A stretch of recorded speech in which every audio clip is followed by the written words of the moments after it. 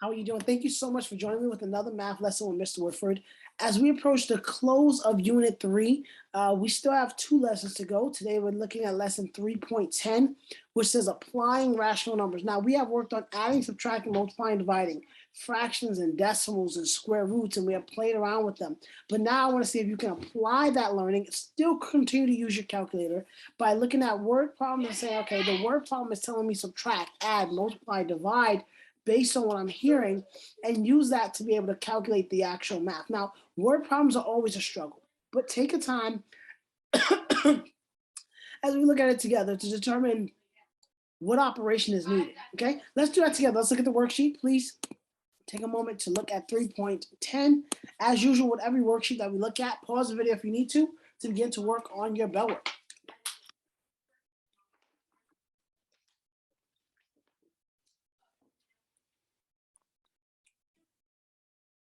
All right, so I'm hoping that you was able to put this in, use your calculator to be able to solve for these problems A through D. Now, what you're going to see in the very next lesson is we're going to go even deeper into understanding these square roots of 25. We're going to talk about them in the next lesson. But for now, when you put it in your calculator, you should notice that your answer for the first one was 0. Your answer for the second one was -10. Your answer for the third one is -25. And finally here, you would have got -1. All right? So this is what your four answers are when you solve them for A, B, C, and D. This is using our calculator, remembering to hit the square root is second x squared, right? And it shouldn't have been too difficult. Let's keep going. Let's dive into what we're doing today. What I want you to do is be able to read word problems. We have talked about word problems every single unit. This unit, however, compared to unit 1 and 2, had a little bit less, there wasn't as many word problem worksheets. So this is our time to make it up, but our time to apply the learning that we did in unit 1 and unit 2. First thing we're going to do when we look at word problems, we're going to read it one time through. Alicia had a -$11. That's -$11 in her checkings account. I mean, she was in debt. She did a few chores and made $44.50. She decided to pay for her and a friend to go to the movies, and each ticket cost $6.25. How much money does she have left in her account? So we want to assume here that we're talking about money. We're talking about a bank account. We're talking about when she earns money, when she loses money, when she spends money. It's all affecting this one particular account, because that's why it says how much money is left in her account.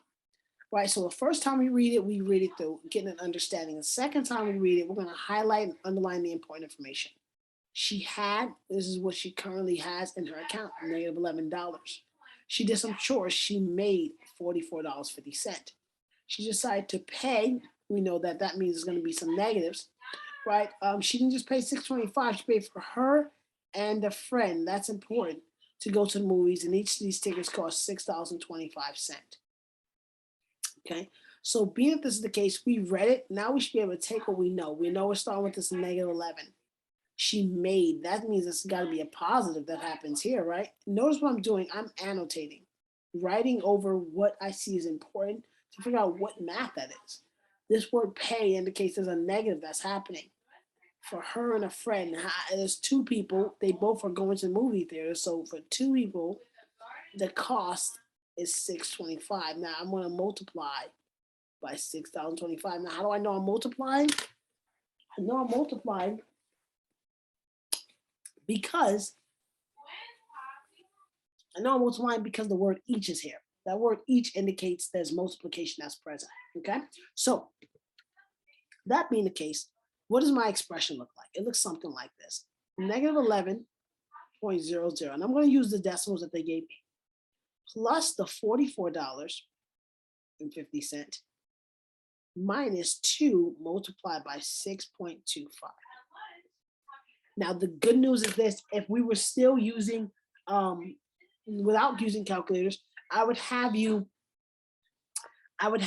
show me you understand PEMDAS, doing multiplication first, then the addition in the front, and then finally ending with the subtraction. However, because we have calculators here, just put it in exactly as you see it, and let's get an answer. Your biggest challenge will be to make sure you understood what was happening and interpret it as such. I believe the -$11 was easy for you guys. Adding the $44.50 was easy. The biggest challenge is to recognize there are two people that are going to the movie theater. So that's 2 times $6.25. And because they have to pay it, that means it's going to be negative 2 times that. Okay? Awesome. So now that we have it all set up, when it's said and done and you go to solve it, you should end up getting her remaining balance is $21.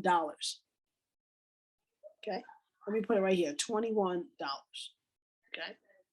Because it's a word problem, we know we need to have words that answer. So I'm going to write something like this. Her bank account or her account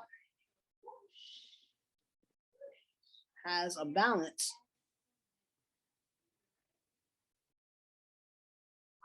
of $21. Okay. Word problems, we know we want to answer with words. Okay. Let's look at B together. Now, these word problems are going to take a little tricky. Okay.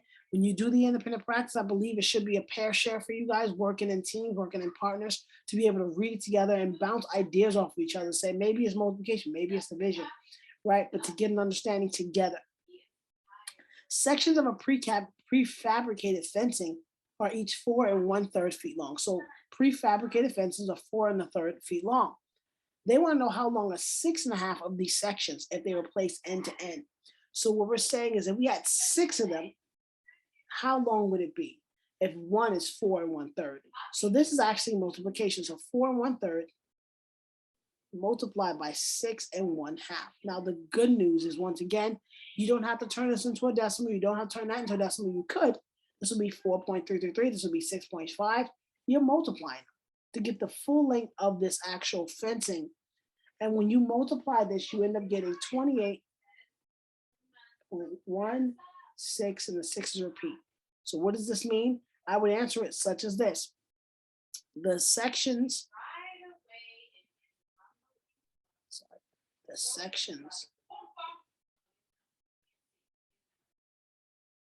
are 28.16 feet long end to end.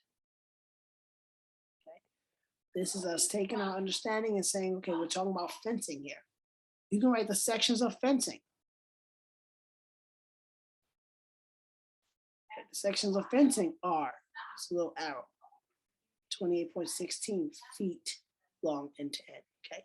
Take your time, read each word problem, work with your partner to be able to discern, okay, what are they telling me here? Is it multiplication? Is it addition? Is it subtraction? I know we have been working word problems nonstop. Take a second to see if you can identify what operations are happening here, put them in, and use your calculator to be able to quickly get yourself an answer, okay? If you have any questions at all, as usual, please put your comments in the Google Classroom page or stay at the school Monday and Wednesday. I would love to help you with this particular concept. Thank you so much for just diving in and working with us. You guys are intelligent, awesome. Have a wonderful day.